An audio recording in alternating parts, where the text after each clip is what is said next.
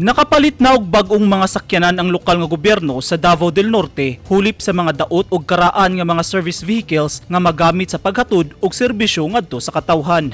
Sumala ni Davao del Norte, Governor Edwin Hubahib, sa kinatibukan adunay 48 ka mga bag-ong service vehicle ang probinsya nga gigahinan og kapin 80 milyones pesos. Adunay pick-up, adunay Travis para po sa programa sa agriculture o sa health. So total is 48. Apil na diha ang service sa sangguniang panlalawigan o nagkantidad kini in total of 86 million pesos. Dugang ni Hubahib, dako na kayo ang nagasto sa probinsya alang sa maintenance sa tanang mga sakyanan mao nga nakadesisyon sila nga mopalit og brand new. Nakita ni Hubahib ang kahasol ug kalangay sa serbisyo inig madautan hilabi na sa hilit nga dapit nga dili makaabot sa destinasyon. Sagad sa mga karaang unit, nagserbisyo na og 15 ka tuig.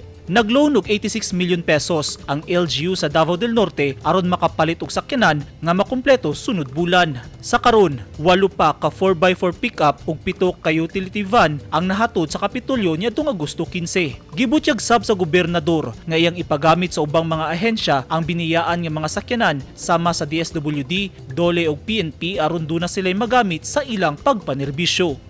Eugene Hinutan, Newsline Philippines, Davao Region. Stay safe.